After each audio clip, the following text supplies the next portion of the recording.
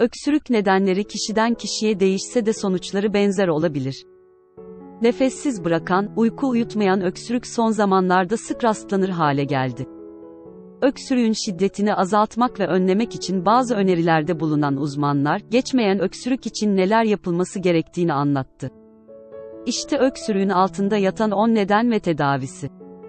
Öksürük neden olur? İşte öksürüğe karşı etkili 8 öneri. Öksürürken adeta nefessiz kalıyorum. Öyle şiddetli ki, öksürdüğümde yer yerinden inliyor. Gece uykusu bırakmadı, gündüz de bana mısın demiyor. Son günlerde pek çok kişi, yaşam kalitesini düşüren ve geldi mi gitmek bilmeyen şiddetli öksürük şikayetiyle hastanelere başvuruyor. Uzmanlar şöyle diyor. Son haftalarda viral solunum yolu enfeksiyonlarında artış gözlenmektedir.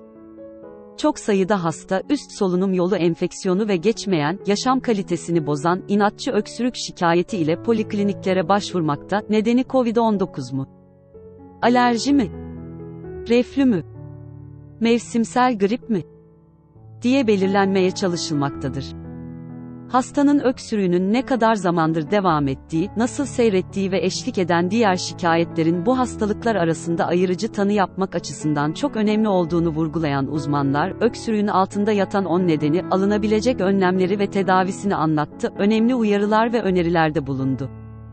Nezle, soğuk algınlığı ve grip.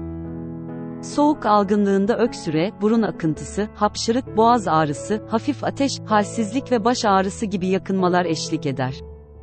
İnfluenza virüsünün neden olduğu mevsimsel gripte ise, kuru ve inatçı öksürüğe, soğuk algınlığı belirtilerinin yanı sıra yaygın vücut ağrıları, yüksek ateş, nefes darlığı, kusma ve ishal gibi şikayetler eşlik etmektedir. Öksürük aşırı duyarlılığı, virüslerin neden olduğu viral solunum yolu hastalıklarına bağlı olarak gelişen öksürük günler içinde geriler ve kaybolur. Ancak bazı hastalarda tedaviye rağmen öksürük aylarca devam edebilmektedir. Kronik inatçı öksürük olarak tanımlanan bu durumun viral enfeksiyonlardan sonra ortaya çıkan öksürük aşırı duyarlılığı ile ilişkili olduğu düşünülmektedir. Bu tarz öksürük 2 aydan uzun süre devam eder, genellikle kuru öksürük şeklindedir, çok az miktarda balgam görülebilir.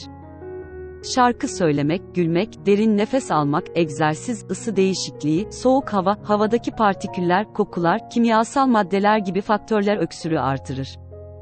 Hastalar boğazlarına bir şey takılmış gibi hissettiklerini ve sürekli temizleme ihtiyacı duyduklarını ifade ederler. Öksürük aşırı duyarlılığı, aylarca devam eden, hastaları çok rahatsız eden, birçok kez doktora başvurmalarına neden olan, yaşam kalitesini bozan bir durumdur. Alerji. Alerjik öksürük, özellikle ilkbahar ve sonbahar aylarında, belli ortamlarda veya belli tetikleyici faktörler ile karşılaşıldığında artar. Öksürükle birlikte, burun akıntısı, geniz akıntısı, hapşırık, gözlerde sulanma, kaşıntı, bazen nefes darlığı, hışırtılı solunum gibi şikayetler de mevcuttur. Ateş çok beklenen bir belirti değildir. COVID-19 uzmanlar, öksürük, COVID-19'un belirtileri arasında yer almakla birlikte, COVID-19'da hastalarda öksürüğün yanı sıra, ateş, yaygın vücut ağrıları, halsizlik, kırıklık, boğaz ağrısı, tat koku kaybı, nefes darlığı gibi şikayetler mevcuttur diyor.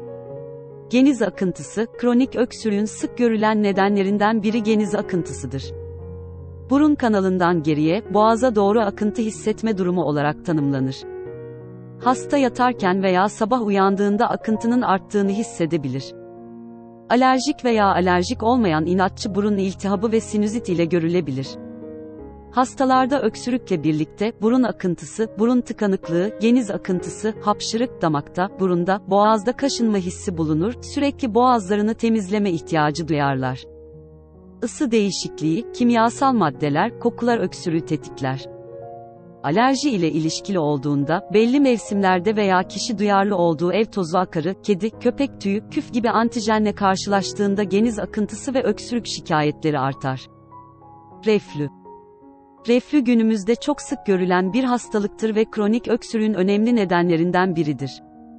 Reflü hastalığının tipik belirtileri göğüs kemiğinin arkasında duyulan ve aşağıdan yukarıya, boğaza doğru yayılan yanma hissi, göğüs ağrısı, yenilen yiyecek veya ekşi sıvının ağza veya yemek borusuna geri gelmesi, boğaz ağrısı, ses kısıklığı, geğirti, hazımsızlık, midede ekşimedir. kalp ağrısı veya astım hastalığını taklit edebilir. Şikayetler genellikle yemeklerden yarım saat sonra başlar ve öne eğilmekle artar. Zararlı maddelerin SOLUNMASI, zararlı gaz, duman, toz, parçacık, kimyasal madde veya yabancı cisim solunması akut öksürük nedenidir. Yani ani başlar ve 3 haftadan kısa sürer. Yaşadığımız ortamda, iş yerlerimizde, soluduğumuz havada bulunan bu zararlı maddeler solunum yollarını tahriş eder, maruz kalınan bu zehirli maddelerden kurtulmak, hava yollarını temizlemek, akciğerlerimizi korumak için öksürük refleksi çalışmaya başlar. Sigara dumanı, egzoz gazı, partiküller soluduğumuz havada sık karşılaştığımız zararlı maddelerdir. Akciğer enfeksiyonu. Zatürre, bakteri, virüs veya nadiren mantarların neden olduğu akciğer enfeksiyonudur. En sık görülen belirtiler, ani başlangıçlı ateş, titreme, öksürük, balgam, nefes darlığı ve göğüs ağrısıdır. Hafif seyredebildiği gibi özellikle risk grubundaki kişilerde ölüme neden olabilir. Tüberküloz da 3 haftadan uzun süre devam eden, kronik öksürük nedenlerinden biridir. Hastalarda öksürük ile, iştahsızlık, kilo kaybı, gece terlemesi, bazen kan tükürme görülebilir.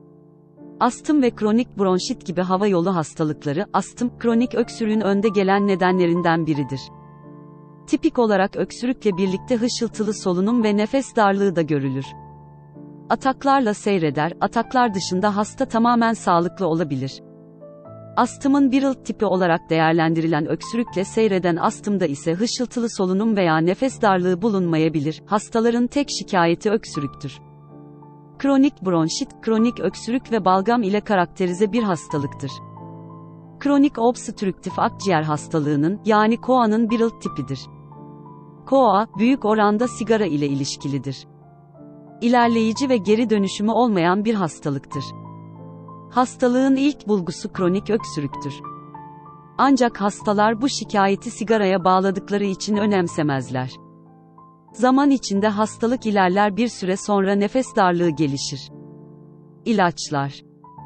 Yüksek tansiyon ve kalp yetmezliği tedavisinde kullanılan bazı ilaçlar, bazı kişilerde kronik öksürük nedeni olabilir. Öksürüğe karşı 8 öneri. Uzmanlar, öksürüğe karşı önerilerini şöyle sıralıyor: doktorunuzun verdiği ilaçları düzenli kullanın. Öksürüğü tetikleyen faktörlerden, yani alerjen, sigara dumanı, kimyasal madde, duman, partiküllerden uzak durun, maruziyeti azaltmak için gerekli önlemleri alın. Örneğin, polen alerjiniz varsa polen yoğunluğunun fazla olduğu günlerde çok gerekmedikçe dışarı çıkmayın. Yine hava kirliliğinin yoğun olduğu günlerde de gerekmedikçe dışarı çıkmayın. Bu öneriler öksürüğü engelliyor.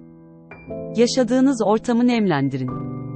Hava nemlendiricisi veya sıcak buharlı bir duş, burun tıkanıklığını azaltmaya yardımcı olur, boğaz ve hava yollarını rahatlatır. İstirahat edin, bol bol sıvı tüketin. Ilık su, et veya tavuk suyu, günde 2-3 fincanı geçmemek koşuluyla bitki çayı boğazı rahatlatarak öksürüğün azalmasını sağlayabilir. Sıcak ballı limon öksürüğü rahatlatmakta oldukça yardımcıdır.